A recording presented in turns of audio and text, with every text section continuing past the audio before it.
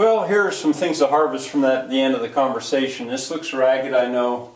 I'll try to be orderly about it. Under pronunciation, Spanish pronunciation, this would be page 11.1, I think. An N with a, I want to call it a circumflex over it. I don't know if you heard that crow. There's a crow calling out there. I saw a video recently which made me think that crows are amazing with their communication.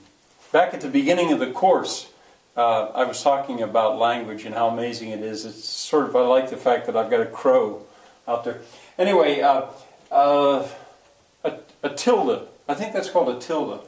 It has the sound of ny, like senor, senora, as opposed to senor. Mañana, otherwise it would be manana. Mañana. All right, nouns. La vista is the sight. Think of it as a vista. In English, you can see a pretty view, a vista. La mañana is the morning or tomorrow. It could either mean tomorrow or morning. I guess I didn't have that ready. So those are nouns we've got. Let's see, no new adjectives, I don't think. Under adverbs, evidentemente, I'm not sure. That might be evidentemente. Evidentemente. I'm not sure. But I wanted to get it in there to show you this. That in both Spanish and Portuguese, and and French, and I guess all the Romance languages, you can make what's called a derivative adverb out of an adjective. Evidentemente, and you hear that a lot actually. Evidentemente. I'm sorry, I might have that wrong. Okay, adverbs, pronouns, no new ones I don't think. Let's see, interjections. Si, yes, si is an interjection, as is no. Without the accent it would be a conjunction, it would be if. Preposition, we've got a new preposition, hasta, until, hasta la vista, that's a prepositional phrase, until the sight. Now, turning to verbs. Haber. Haber. Well, that would be to have. I'm sorry. To have. And well, in Spanish, there's two ways to say to have, but that would be beyond this 2 weeks. Has is what it showed up as, and that meant you have. You have sung. Has cantado. Yeah, has. Which means you have. I didn't take 2 lines with that. We've run into the verb amar. He says, me amas? Me amas? Amar is to love.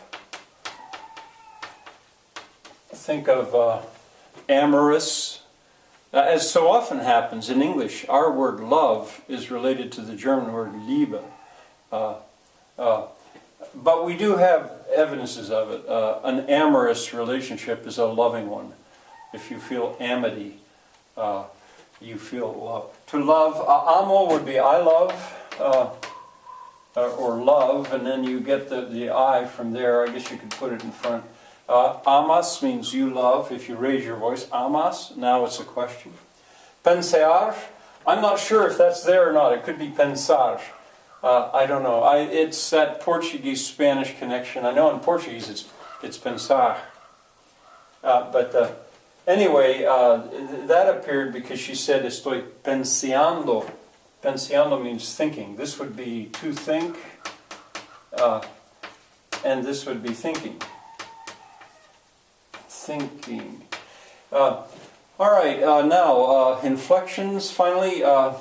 If you take, this would be under verbs. If you take verbs and you add a do at the end of it, you have got what's called the past participle. In English, we put ed on the end of regular verbs, like I talked. But on so many verbs, our past participle is formed by mutation, the way the German language does. I sing, I sang. I have sung. You have given.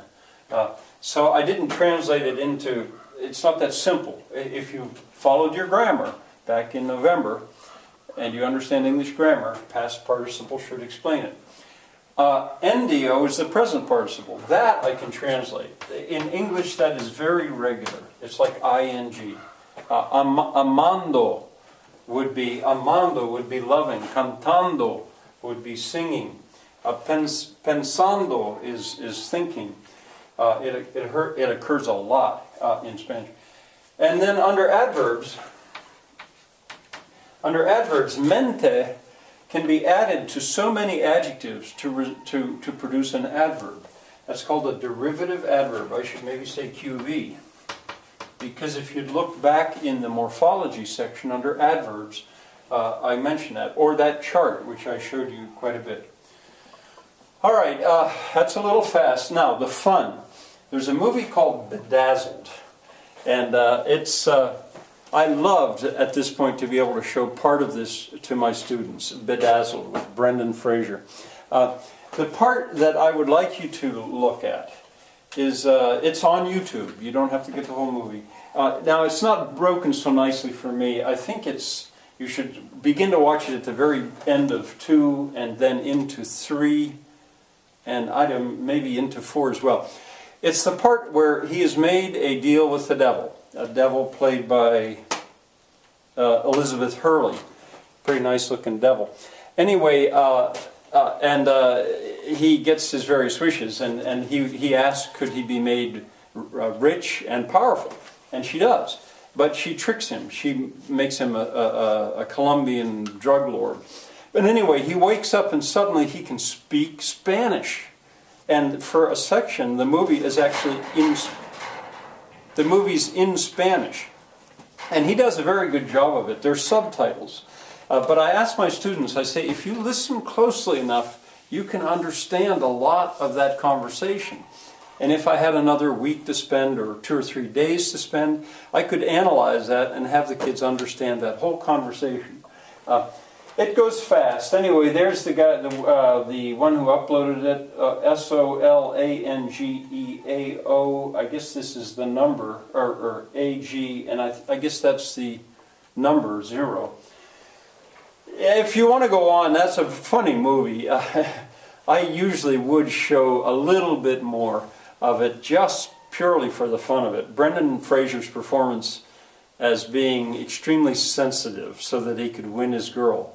And the devil grants him that. It's on the beach. It's really very funny.